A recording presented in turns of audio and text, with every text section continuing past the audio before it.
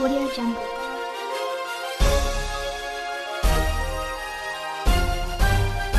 Audio Jungle. एक महामंडलेश्वर जो लोगों को ज्ञानी बनाते हैं, जो छोटे छोटे बच्चों को गुरुओं के नीचे लेकर आते हैं कि ताकि वह भी अपनी ज़िंदगी में समृद्धि पा सकें, सुख पा सकें और लोगों को हमारे धर्म से जोड़ सकें।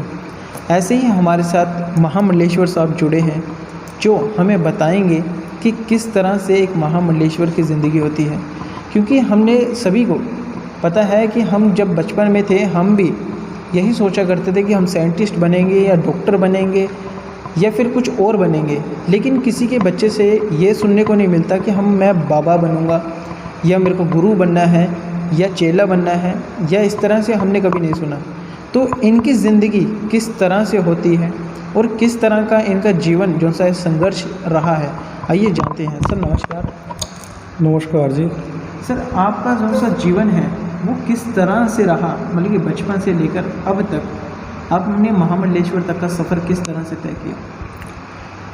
आप सभी देशवासियों को और सभी को मेरी ओर से ओम नमो नारायण, हर हर महादेव। जैसे कि आपने पूछा कि महामंडलेश्वर का सफ़र कि कोई क्या बनना चाहता है। देखिए, हम इस आर्यवर्त भारत देश में रहते हैं जहाँ पे हम सभी को अपनी मर्ज़ी से सोचने के लिए और सब कुछ करने की आज़ादी है, हमारे मौलिक अधिकार है।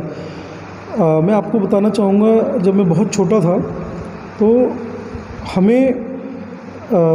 सनातन धर्म, हिंदू परिवार सनातन धर्म से और इस भारतवर्ष से बिलोंग करते हैं और मैं बड़ा सौभाग्यशाली हूँ कि मेरा जन्म इस धरा पे भारतवर्ष में हुआ है, जिसमें हमारे पूरी ब्रह्मांड की हम बात करें 33 करोड़ देवी देवता कोटि और महान ऋषि मुनि और हमारे आराध्य प्रभु श्री राम, कृष्ण जी, हनुमान जी, सबका जन्म इसी धरा पे हुआ है। तो मैं बहुत सौभाग्यशाली अपने आप को समझता हूँ कि मैं इस धरा पे आया हूँ। और मेरी जो लगन रही है, जब हम छोटे होते थे तब से ही हर एक के परिवार में कुल देवी होती हैं, कुल देवता होते हैं, परिवार होता है। तो हमारे जो पिताजी हैं और हमारी पूज्य माता श्री हमें बताया करते हैं कि जिस वक्त मेरा जन्म हुआ था उससे पहले घरों में एक आभास होता था। हमारे घर में हमारे पूर्वज या हमारी देवी महामाई शीतला जगदम्बा के ऐसे दर्शन होते थे, हमारे पूर्वज के दर्शन होते थे। तो बताया करते कि बेटा आप जब इस दुनिया में आए थे तो हमें दिव्य दर्शन होते थे। और तब से ही मेरी जो सोच है देवी की सेवा करना, महामाई की सेवा करना और अपने इस आर्यवर्त सनातन धर्म को समझने की इच्छा दिल में जगी। फिर थोड़ी सी मेरी स्कूलिंग चालू हुई, स्कूल में भी हमने अपने ग्रंथ पढ़े, स्कूलों में और भी चीज़ें हमें बताई गई हमारे भारतवर्ष के बारे में। कुछ जैसे कि अभी हमारा भारतवर्ष कुछ समय के लिए अंग्रेज़ों के पास गुलाम था, तो हमारे धर्म के साथ बहुत छेड़छाड़ करी गई। तो कभी मुग़लों ने हमारे साथ परेशानी करी, कभी किसी ने हमारे साथ परेशानी करी। तो दिल में एक ये सोच थी कि हम जो लोग सही रास्ते से किसी और रास्ते जा रहे हैं, धर्म के प्रति भटकते जा रहे हैं या किसी और वजह से अपने ग्रंथों को नहीं पढ़ रहे हैं या अपने आचार्य को जो हमारा आचरण है उसमें बदलते जा रहे हैं, इन सभी जीवन की परेशानियों को समझते हुए मैंने एक निर्णय किया कि मैं क्यों ना कुछ करने की कोशिश करूं। सभी इस दुनिया में आते हैं और अपना कार्य करके चले जाते हैं, पर मेरी इच्छा ये जगी कि इस दुनिया में आए हैं तो हम मानव जीवन के लिए, नर सेवा ही नारायण सेवा है और नारायण सेवा के लिए नर की सेवा करना आवश्यक है। इसलिए फिर मेरा जो रुझान है वो पूजा पाठ की तरफ, अपने ग्रंथों की तरफ, श्रीमद् भागवत गीता की तरफ, शिव महापुराण की तरफ, गायत्री पुराण की तरफ और भी आदि जो हमारे महर्षियों ने ग्रंथ लिखे हैं, रामचरितमानस की तरफ मेरा ध्यान चला गया। और मैंने जीवन में 12-13 साल हिंदुस्तान के बहुत सारे शहरों में, अगर आप पंजाब की बात करें संतों की सूफ़ी की जगह, या आप अयोध्या की बात करें, या आप कैलकाटा की बात करें, या आप उड़ीसा की बात करें, या आप बिहार की बात करें, या हिमाचल देवभूमि की बात करें, तो मैंने सब जगह जाके बहुत बड़े बड़े ऋषि मुनि तपस्वियों के साथ समय गुजारा और उनसे ये जानने की कोशिश करी। और उन्होंने मुझे बड़े ही प्यार से और बड़े अच्छे ग्रंथों के माध्यम से ये समझाया कि ये जीवन जो 84 लाख योनियों का जो ये जीवन है, ये सर्वोत्तम है। इस जीवन में आप आके किसी के लिए भी कुछ कर सकते हो। तो इस भारतवर्ष के लिए मेरे को एक दिल में एक इच्छा सी जगी कि मैं ग्रंथों को लेके पढ़ के और ज्ञान महर्षियों से अर्जित करके जन जन तक पहुंचाने का जो मेरा कार्य है, वो मैंने कार्य शुरू किया।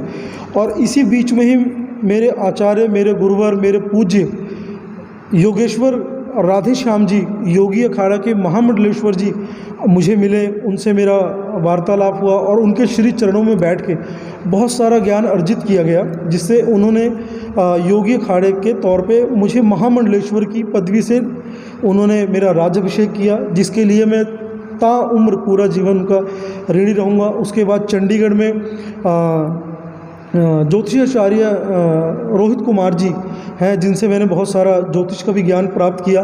तो इस तरह मैंने घूम घूम के ज्ञान प्राप्त किया। अब मेरा जो कार्य है, ये जीवन, ये श्वास जब तक चलते रहेंगे, पूरे भारत देश में और पूरे विश्व में हनुमान जी का हनुमान चालीसा व राम भजन का पाठ आयोजन करता रहेंगे।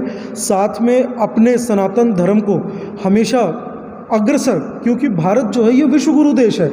जब पूरी दुनिया लिखना पढ़ना नहीं जानती थी, तब से हमारे ऋषि मुनियों ने वेद, पुराण, उपन्यास सब कुछ लिख के पूरे ब्रह्मांड को दिया था और ये बताया था कि जीवन को जिया कैसे जा सकता है।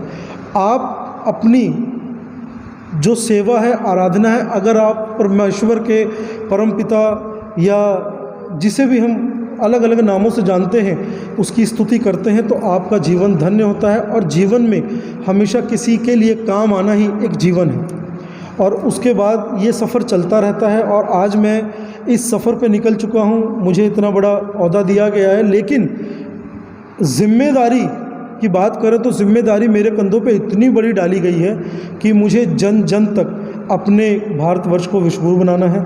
और जो भी बच्चे आज ये हेलो, हाय, गुड मॉर्निंग करते हैं, अगर हम इसी को जय सिया राम, ओम नमो नारायण, सीताराम सुबह सुबह उठ के हम करते हैं, तो हमारे 9 ग्रह, हमारी 12 राशियाँ, 27 नक्षत्र, ये पूरा भूमंडल हमारे आजू बाजू, हमारे चारों तरफ घूमता है। चक्र आपके जीवन में कब कौन सी घटना घटने वाली है और उस घटना के साथ आपके साथ क्या हो सकता है, अगर हम प्रभु शरण में रहते हैं तो वो घटना में होने से पहले ही हमें आभास होता है। और हम अपने जीवन को धन्य कैसे कर सकते हैं, उसके लिए हमें पूजा अर्चना करनी चाहिए। हम लोगों को समझाते हैं कि आप अपने घर में हवन करिए। हवन करने से आप देखेंगे जितनी भी वनस्पति है उस हवन सामग्री में डलेगी, तो आपके जीवन में खुशियाँ, घर परिवार सब ठीक होगा और आपके घर का वास्तु दोष खत्म होता है, आपके जीवन की आ रही परेशानियाँ ख़त्म होती हैं और आपके जीवन में होने वाली दुविधाएं आपको पता लगनी शुरू होती हैं। तो पूजा पाठ आराधना करनी चाहिए। हमारे पवित्र नदियाँ हैं, जैसे माँ गंगा है, माँ सरस्वती, माँ यमुना, गोदावरी, कावेरी, तो हमारे जीवन में हर तरह से खुशियाँ आ सकती हैं। आप अपने धर्म के, अपने कर्म के साथ जुड़े रहें।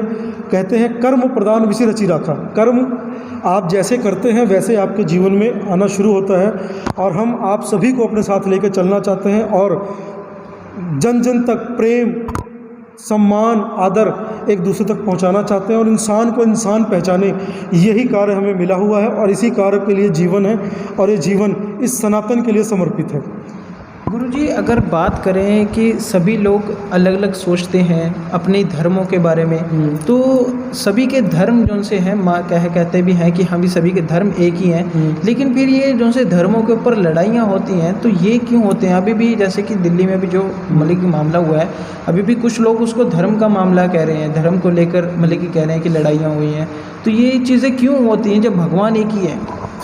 देखिए, मैं आपकी बात से सहमत हूँ, लेकिन मैं आपको बताना चाहूँगा आपके चैनल के माध्यम से लोगों को, ये जो भी दिल्ली में दंगे हुए हैं या अहमदाबाद में हुए थे या फिर पंजाब में हुए थे, ये कुछ शरारती तत्व की मानसिकता गलत है। आखिर में देखा जाए, जब आप इस धरा पे पैदा होते हैं तो आप किसी जाति समुदाय से नहीं होते हैं। आप उस रब, उस खुदा, उस भगवान के बनाए हुए एक ज्योति स्वरूप एक अंश होते हैं। आज के वक्त में आपको लोगों को यही नहीं पता कि मैं कौन हूँ और मेरा कौन है। जिस दिन आप इस चीज़ को समझ जाते हैं कि मैं एक आत्मा हूँ और मेरा परमात्मा है, वो दिव्य आत्मा, इस ज्योति ने उस दिव्य ज्योति से जाके मिलना है। ये सब काम, क्रोध, मोह, लोभ, माया इस महाभूतों के वश में हो गए हैं सभी। आप इंद्रियों को खो चुके हैं। लड़ाई किसी बात की नहीं है, आप अपने आप को समझना ही नहीं चाहता आज के टाइम में कोई। धर्म प्रेम करना सिखाता है, धर्म जोड़ना सिखाता है, धर्म सम्मान करना सिखाता है, धर्म बनाना सिखाता है। धर्म कभी विरुद्ध नहीं सिखाता और धर्म कभी किसी को तोड़ता नहीं है। आप सनातन धर्म में चले जाइए, आप मुस्लिम धर्म में चले जाइए, आप सिख समुदाय में चले जाइए, आप क्रिश्चियन समुदाय में चले जाइए, सभी समुदाय जल पानी तो वही पीते हैं। सूरज जब निकलता है तो वो परोपकारी होता है, वो सबको रोशनी देता है। चंद्रमा सबको रोशनी देता है। कोई चंद्रमा को चांद कहता है तो कोई मामा कहता है, तो कोई चंद्रदेव कहता है, कोई सूर्य को भास्कर कहता है, तो कोई रवि कहता है। ये कुछ गलत तत्व के लोगों ने, बुद्धिजीवों ने अलग अलग विडंबनाएं लोगों के दिल में पैदा करी हैं, जिसका मैं बिल्कुल अपनी तरफ से गलत साबित मानता हूँ। लेकिन जीवन में जब आप किसी हॉस्पिटल में जाते हैं और जब आपके साथ कोई दिक्कत होती है तो आप वहाँ पे यही कहते हैं, अब तू मुझे बचा सकता है। वो तू कौन है? वो पराशक्ति कौन है? वो महादेव शिव है, जो निराकार है, अकार वकार मकार, एक ओमकार। उस ओमकार की ही ये दुनिया है। वो जब चाहे इसे बना सकता है, जब चाहे उजाड़ सकता है। इंसान के हक में कुछ नहीं है। इंसान इस धरा पे आया है, गर्भपाश में होता है तो कहता है कि मैं आपकी स्तुति करूंगा, और गर्भपाश से बाहर आके इस चकाचौंध रोशनी में आने के बाद वो दुनिया में खो जाता है। तो ये माया मरी न मन मरा, मर मर गया शरीर। तो इसलिए जीवन में जितना हो सके आप प्रेम बांटिए, और प्रेम ही परमात्मा है। खैर, अगर बात करें धर्म की, तो धर्म की बातें करते हुए तो चाहे सारी उम्र निकल जाए तब भी ये मामला जौन सा है वो कभी ख़त्म नहीं होगा। इनकी धर्म की बातें कभी ख़त्म नहीं होगी। हम मिलेंगे अगले एपिसोड में। ऐसी कुछ अहम खबरों को जानने के लिए बने रहिए सरजी न्यूज़ चंडीगढ़।